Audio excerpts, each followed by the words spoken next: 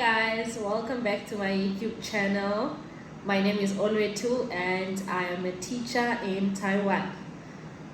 It's been very long, hey? It's been very long and I've been out for some months. I can say, yeah, it's been a lot of months. But a lot has been happening. I've had to adapt to the life here in Taiwan, and I've had to look and sapela isingis, but I've had to take care of my family. So yeah, that's what has been going on. But I'm back with another video, and on this video I will be talking about documents, the documents that you need to apply to be a teacher here in Taiwan. And because I introduced you guys to the TFETP program, I think it is wise of me to start with those documents, and then I will advise on other places like your private schools, your international schools, on which type of documents you need to come here. Okay, so let's start with the TFETP. Now, the TFETP, the documents that one would need, the most important, let me start with this one. The most important is the police clearance. Now, with this type of document, you apply at your local police station. So you go to your local police station. When you arrive, you go and ask them, can I get the department for fingerprints? They show you, they take your fingerprints, all fingers, and then they'll ask you why you're doing fingerprint thingy, and then you'll tell them that you want to apply for jobs abroad, and that this application is not for the local, it's not like your SACE or teacher application. It's a police clearance for jobs, for applying for jobs abroad. And then after you're finished with the fingerprint thing, firstly, before we continue, I would like to advise that you must go with the form printed out. So I will link the website, but I don't think there's a need to link. So you can just type South African Police Service and then go to the website. You'll find the form, or you can just say Police Clearance Certificate in South Africa. Maybe say PDF. You'll find the link, or I can link it. It doesn't really matter, but you can find the link. So you download that form. It's better to go with the form in hand, but I do believe that in the local police station they can have the form. Okay, so after you do that, it depends on you actually, guys. What are you gonna use? Are you gonna use an agent, or are you gonna use just the police route for the application to go in normally? Now, what's the difference between the two? I don't want to assume that everyone knows what I'm talking about, right? So with this application, you either go the agent route or you go the normal route. The normal route is where you fill in that form, they take your fingerprints, and you leave it at the police station. And then it will be your local police station that will send the application to Pretoria.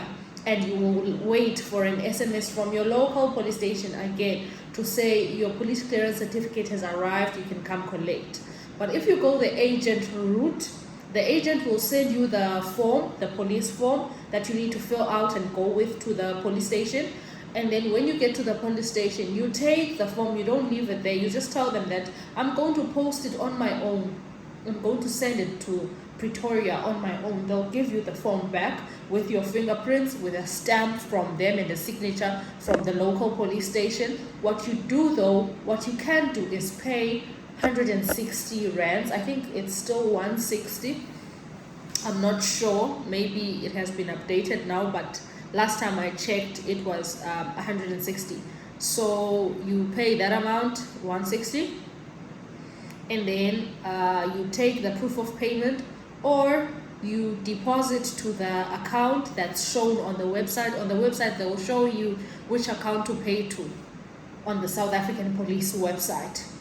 Then you take your proof of payment. After you've done the EFT, take proof of payment, attach it to your form, send it to your agent.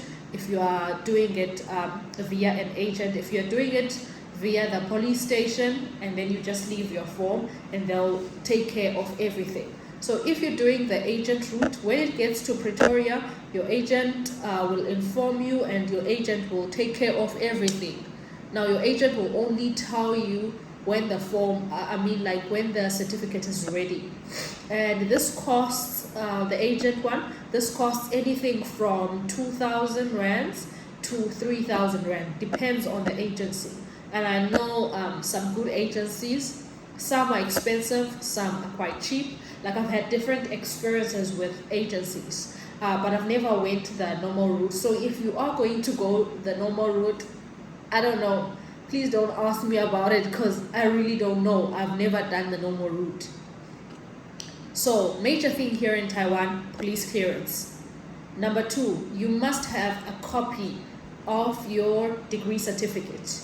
So this means a digital copy. They never really want to see your physical certificate, but they do want to see a copy. And when I say your certificate or qualification, I don't mean confirmation letter.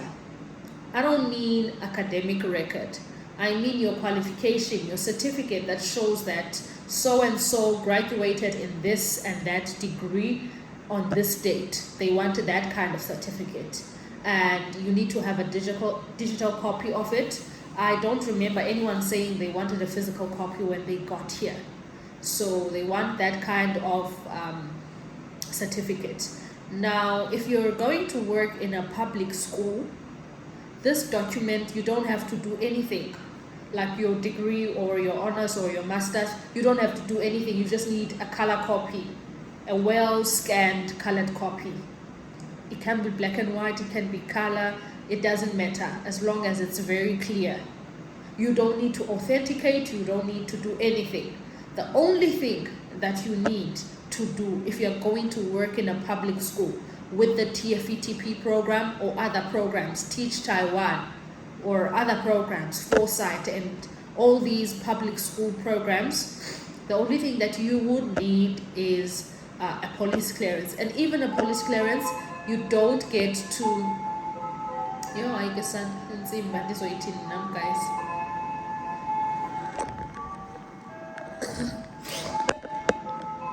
Okay, sorry about that.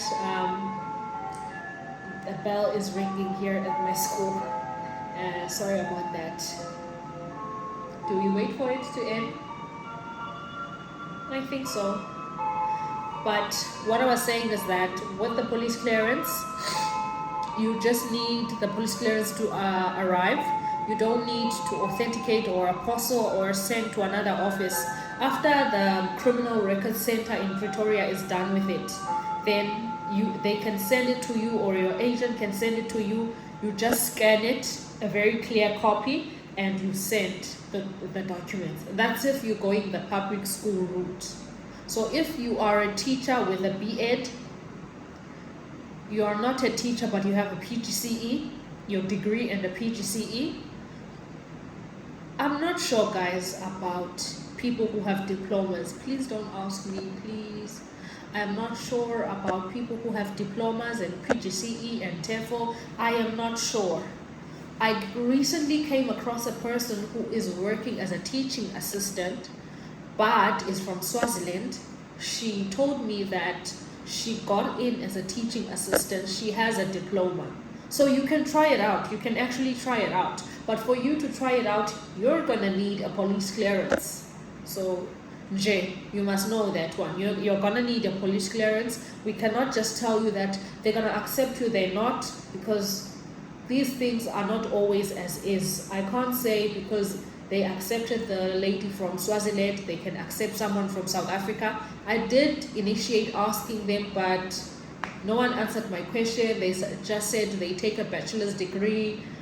It was just not clear. So I would encourage someone to apply and try it out and see, so that we get to know if it works out, right? The third document, so that's it for public school. There's nothing else that you need. That's it for public school. Now, if you do have teaching experience, that's another thing for public school. If you have teaching experience, you must know that you must bring the appointment letter, recommendation letters. If you're in South Africa, you know this. This is a letter you are given when you are hired permanently by the government, and they give you a letter with a date when you are starting your employment duties. Maybe if in the private sector they do that also. They give you an appointment letter, and that letter has the date, it has the school stamp, the deputy director or whoever. But you must have that. You must have recommendation letters, because most of the time, some of these agencies, I'm not saying all of them, some, you can say in the recommendation letter, I have 10 years of experience. They won't recognize it, right? Because sadly, they don't trust the credibility of that letter. I don't know. Then let's move on to private schools, which is your cram schools, which accept a degree and which don't need a B.Ed or a PGCE. Now those schools, cram schools, international schools, I don't know about international schools. Let me speak on, because I've never dealt with an international school applicant. But what I know is that most schools here in Taiwan, if it's a private school or an international school under government, usually the process is similar to public school. So even if the organization is private, but if it's under the MOE, then the process seems to be similar. Now let's go to, I'm so sorry guys, I have quite a flu. Sorry about that. Now let's go to these private schools, your bushy bands or cram schools that need a degree. They need that copy of your degree. And but here's the difference. When you're about to teach in a cram school or bushy band, all your documents, all of them must be authenticated. How do we go about authenticating, right? We first write a letter to, write an email to SACA. Then normally you get this in their website. Just go to SACA or type in Google SACA and then just write a verification letter. I'll link the SACA website. But you go in there, you get the emails, you print a form, and the form is just wanting to find out what do you want to verify.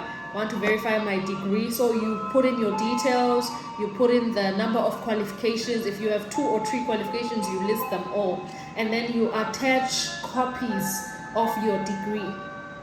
Attach copies of your degree. They don't have to be certified, just copies of your degree, all your qualifications. I'm not sure about it TEFL certificate. I'm just saying all your qualifications, meaning your degree, your honors, your masters.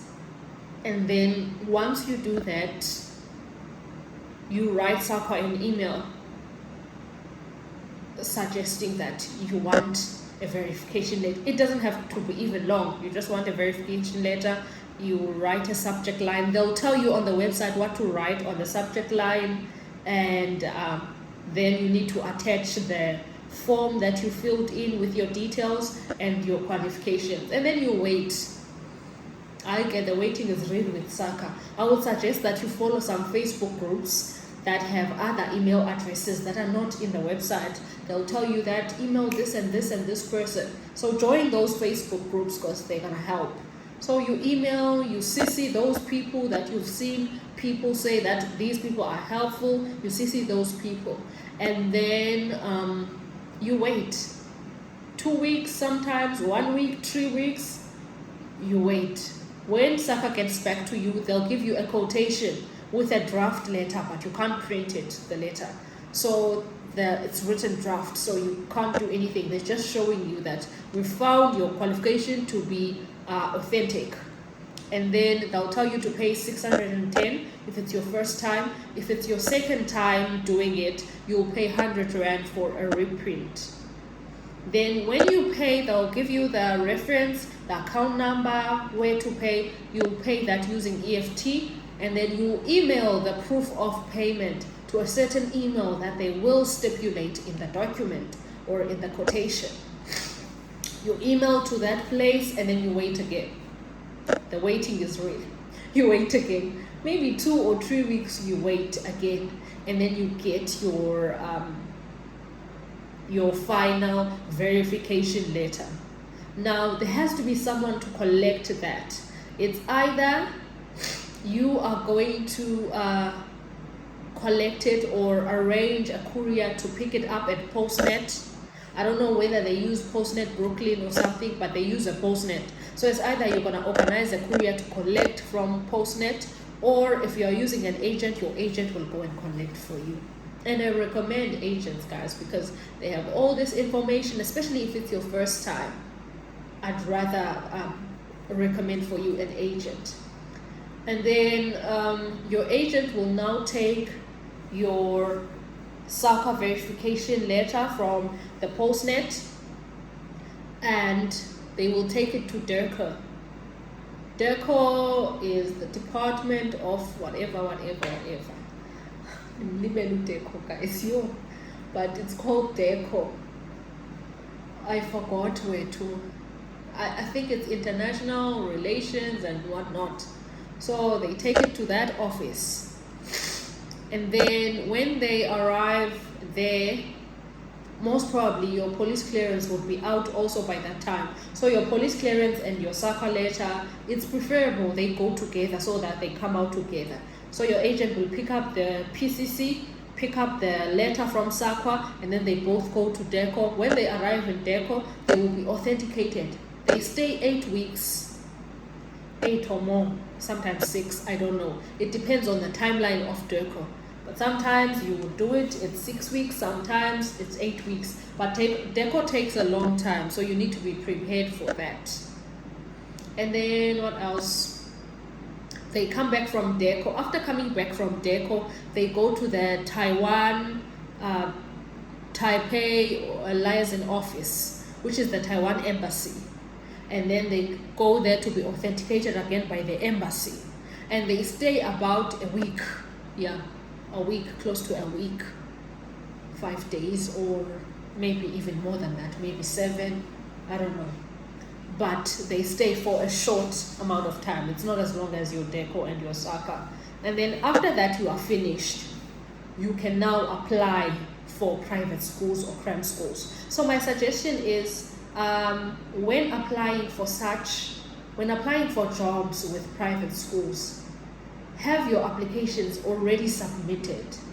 Like if you want to come to Taiwan, submit an application for a police clearance, submit an application for a verification letter, so that when you get a job offer, you don't struggle and wait for the documents. Also, you need a medical check, right? For both public school and private school and cram schools, you need a medical check. Some places they allow you to do it while you are in South Africa. Some they want you to do it when you are here in Taiwan. It depends on your school, but you will need a medical check, and I can say it costs anything around 2,000 to 2.5, because you have to get an X-ray test, go to the doctor, they take some blood tests, go to a lab, they take other blood tests, other tests in general. So anything from 2,000 to 2.5. But most of the time, the medical check, most people do it when they arrive here in Taiwan. Their school takes them to a local hospital. Yeah, that's it in the documents, guys. Documents cost a lot. I am going to do a breakdown of how much, or I can do it now.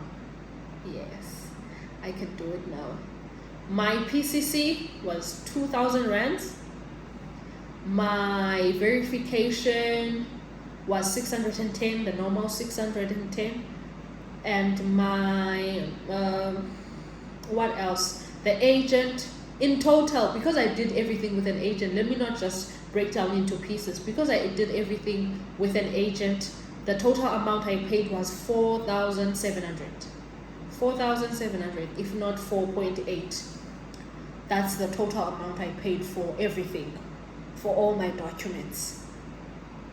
So yeah, If you're coming with a child, that's a whole different story altogether. With a child, when it comes to bringing children, documents must go to the notary, the high court. It's just a lot. It needs its own video. But I hope you enjoyed the video. I hope you learned a lot from it. Drop a question on the comment section. Please don't forget to subscribe. And please follow me on TikTok. I will put the link on the description box. But like, share, and subscribe. Thank you.